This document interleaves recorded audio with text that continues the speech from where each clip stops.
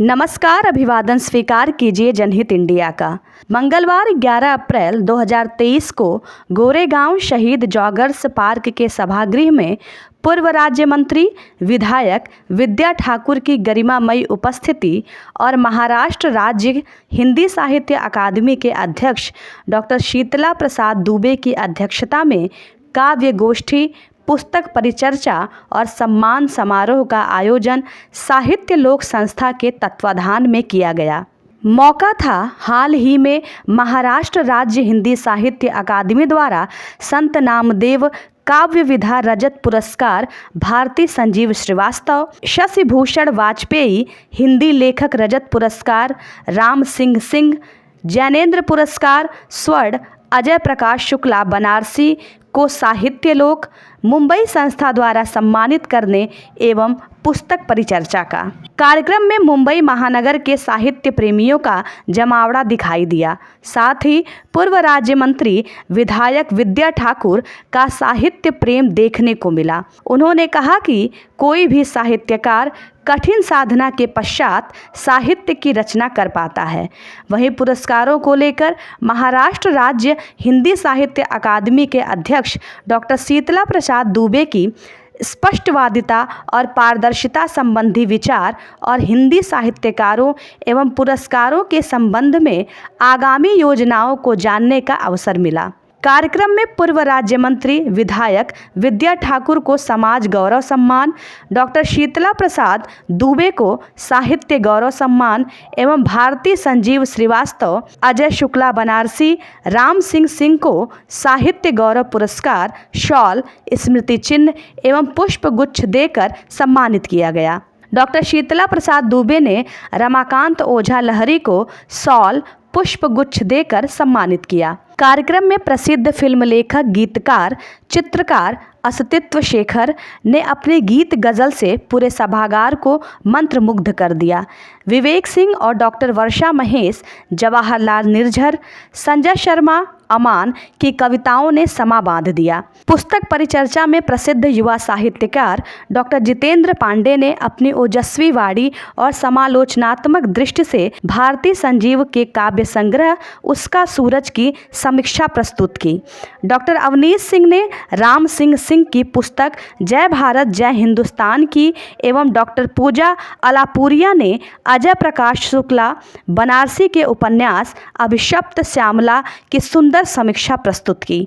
कार्यक्रम में मुंबई के प्रसिद्ध उद्योगपति लालचंद तिवारी, राजभाषा हिंदी विभाग के जनेश त्रिपाठी, कवि चंद्रकांत पांडे, प्राध्यापक दीप्ति सावंत, कलाकार व शिक्षिका सोनल वर्तक, कलाकार व शिक्षिका बिंदु मिश्रा, शोधार्थी एवं लघु कथाकार संगीता शुक्ला, साहित्य लोक के संस्थापक राजेश ऋतुपर्ड, आनंद पांडे, निकेश महाडिक, आरके कॉलेज के प्रिंसिपल आदि उपस्थित रहे। कार्यक्रम का संचालन पंडित राम व्यास ने किया। आइए देखें इस कार्यक्रम की कुछ झलकियाँ।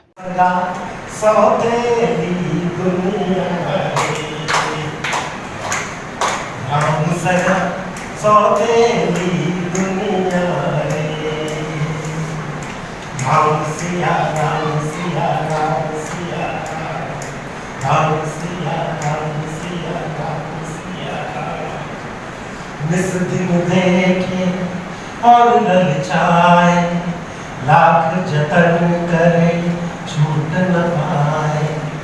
निस दिन देखे और ललचाए, लाख जतन करे छूट न पाए।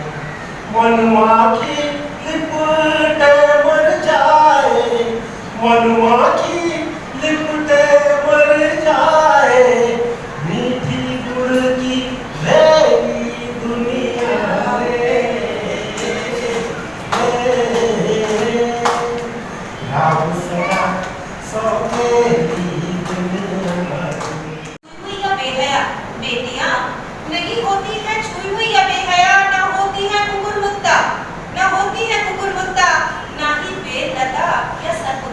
ना ही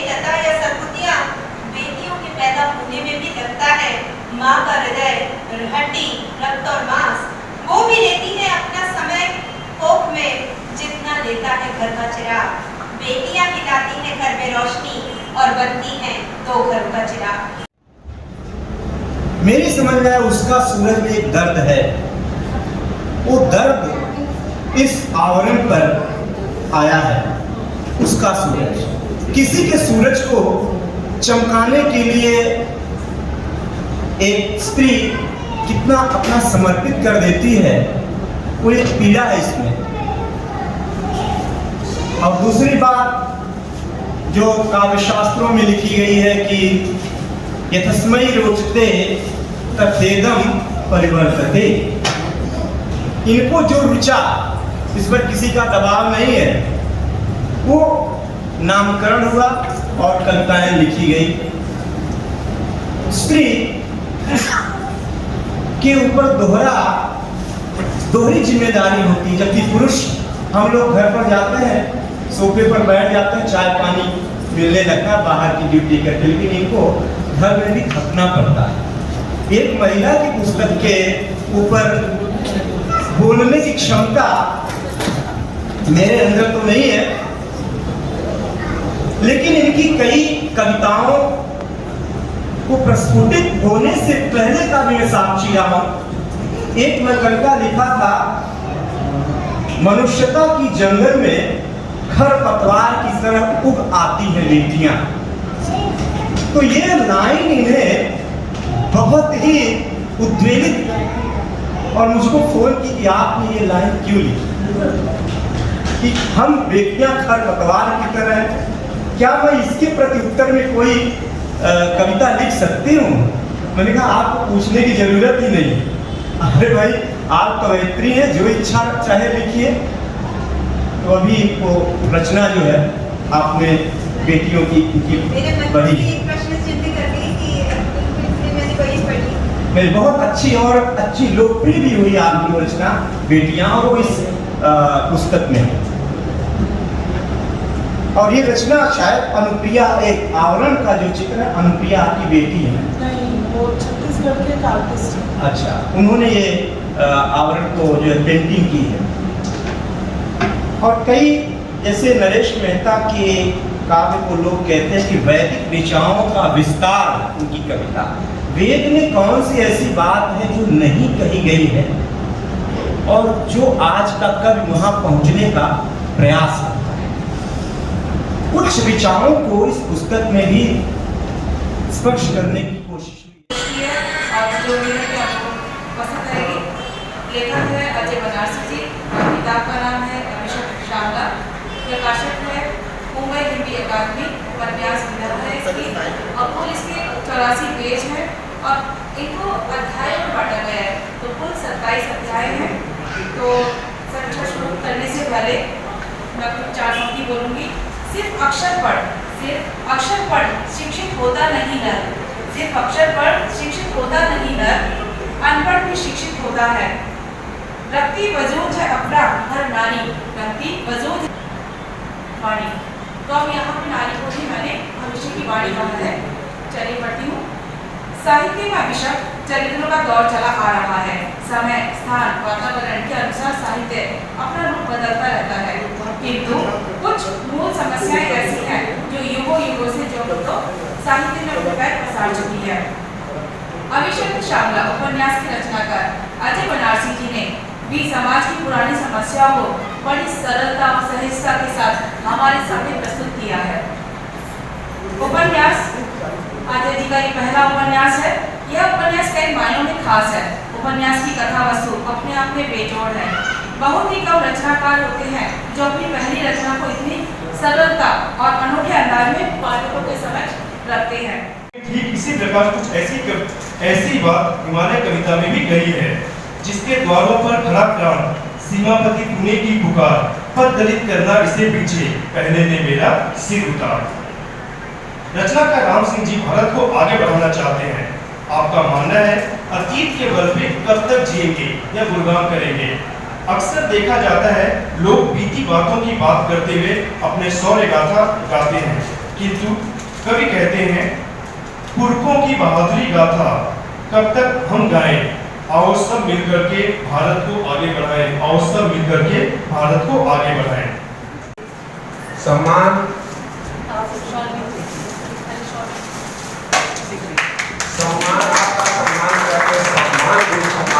होता है।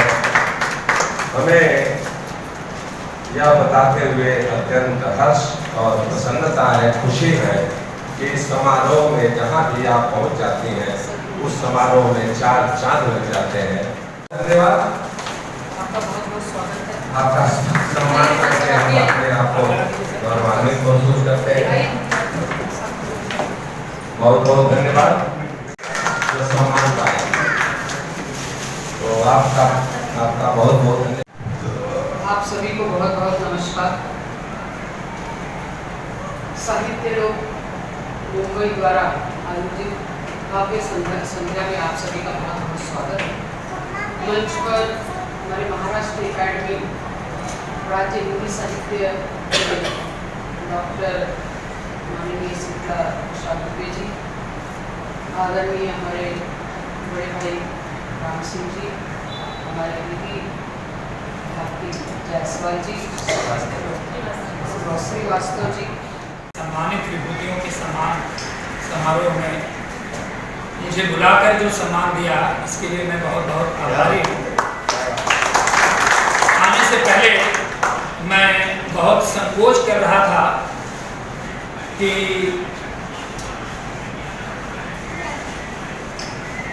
मुंबई में बहुत सारे रचनाकार हैं जो रचना कर्म में लगे हुए हैं। बहुत सारे प्रतिष्ठित रचनाकार हैं जो रचनाकार के रूप में प्रतिष्ठित हैं। बहुत ढेर सारे ऐसे रचनाकार हैं जो लिख रहे हैं लगातार, लेकिन रचनाएं प्रकाशित नहीं हुई हैं। और उनसे ज़्यादा ऐसे रचनाकार हैं जो निरंतर सोचते रहते हैं और अच्छा सोचते रहते हैं, और ये सोचते रहते हैं कि नहीं और अच्छा लिखूं तब कुछ प्रकाशित करूं। तो ऐसे समय में ऐसे रचनाकारों के बीच अगर केवल 3-4 रचनाकारों के सम्मान के लिए मुझे बुलाया जा रहा है, अकादमी ने तो निर्णय दे दिया है, तो मुझे मैं जाऊं कि नहीं जाऊं, मैं लगातार इस बात को लेकर बड़े कशोपेश में था। लेकिन फिर मेरी आत्मा ने कहा नहीं, कौन किसको बुलाता है। जब बुलाया है तो जाना बहुत जरूरी है। महाराष्ट्र राज्य साहित्य अकादमी से हर साल जो सम्मान दिया जाता है, पुरस्कार दिया जाता है साहित्यकारों को, अक्सर विवाद होता है। ऐसा लोग कहते हैं कि योग्य लोगों को सम्मान नहीं मिला, लेकिन इस बार जो सम्मान दिया गया है, कई लोगों ने कहा कि सम्मान योग्य लोगों को मिला है, जो उनकी पुस्तक है उचित या जो सही जिसके हकदार जो हैं उसके उनको मिला है। तो आप उनको किस तरह से बधाई देंगे जो सम्मान किया है महाराष्ट्र राज्य साहित्य अकादमी ने, और सर जो नए साहित्यकार हैं कवि हैं उनके लिए क्या कहेंगे? आपका सवाल, आपकी शंका जायज़ भी है और बहुत ज़रूरी भी है। ज़रूरी इसलिए है कि केवल अकादमी के पुरस्कार ही नहीं, जीवन में सब कुछ सबको नहीं मिलता। जिसको नहीं मिलता उसे लगता है कि दुनिया बहुत बेकार है, और जिसे मिलता है उसे लगता है कि दुनिया बहुत अच्छी है। मैं अकादमी के पुरस्कारों को भी इसी दृष्टि से देखता हूँ। अकादमी के पास जो पुरस्कार के लिए प्रविष्टियाँ आती हैं, उन प्रविष्टियों के अंतर्गत मूल्यांकन समिति है। मूल्यांकन समिति पुस्तकों को देख करके पुरस्कार जो योग्य प्रविष्टियाँ हैं उन्हें पुरस्कृत करती है। उसमें किसे मिल रहा है किसी का चेहरा नहीं है। मेरी व्यक्तिगत कोशिश है, अगर आप पूछें तो मैं तो कहूँगा कि सबको, मुझे छोड़कर बाकी सबको पुरस्कार मिलना चाहिए। लेकिन कभी किसी को मुकम्मल जहां नहीं मिलता, ठीक ऐसे ही हर किसी को पुरस्कार भी नहीं मिल सकता। और निज कवित्व के हिलाग अननिका सरस होई अति फीका, तुलसीदास जी ने कहा हुआ है। तो हर किसी को लगता है कि मैंने जो लिखा है वो सबसे अच्छा है, और लेकिन मूल्यांकन समिति की अपनी एक दृष्टि है, उसका अपना एक पैमाना है, उसके आधार पर पुरस्कार देते हैं। पहली बात। दूसरी बात, क्षमा करें, जो नए रचनाकार हैं, नए रचनाकारों से मैं अपेक्षा तो क्या करूं, उनसे निवेदन ये कर सकता हूं कि वे आज का समय देखें, आज का जीवन देखें और आज का जीवन मूल्य देखें, उसके आधार पर अपने रचना कर्म में लगे रहें।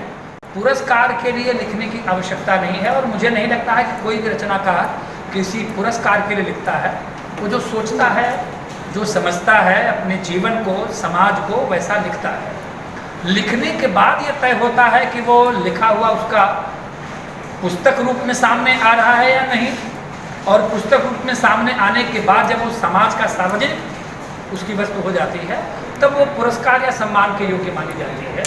और इसलिए मुझे जो नवांकुर हैं, जो नए रचनाकार हैं, उनसे मेरा ये निवेदन है कि पुरस्कार को ध्यान में लिखने के बजाय वे अपनी विचारधारा को एक गति दें, अपनी लेखनी को गति दें, समय, समाज और राष्ट्र को ध्यान में रखते हुए वे अपने रचना कर्म में रत रहें। रचना उन्हें अपने आप पुरस्कार की ओर, सम्मान की ओर ले जाएगी। देखिए, आज महाराष्ट्र हिंदी साहित्य अकादमी ये हमारे 3 महान कवि, हमारे अजय शुक्ल जी, राम सिंह जी और भारती, इनको दिया है। मैं सरकार का तो बहुत बहुत उनको शुभकामना देती हूँ। और मैं कहती हूँ कि कवि एक ऐसा है जो कि कुछ अलग ढंग से कुछ लिखता है। अपने काव्यों के माध्यम से वो पूरी दुनिया के बारे में कुछ भी बोल सकता है, उसको वो अधिकार है शब्दों के माध्यम से।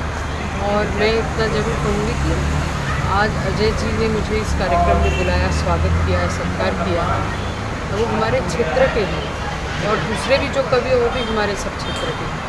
तो कभी भी कहीं भी हम लोगों की कोई आवश्यकता होगी तो निश्चित रूप से हम लोग उनके साथ हैं। और इस कार्यक्रम में पहले भी आ चुकी है, और मुझे यहाँ पर इस कार्यक्रम में आने पर जो अपनापन महसूस होता है वो मुझे दूसरे इस सभी कार्यक्रमों में इतना नहीं लगता है जितना कि इस कार्यक्रम में लगता है।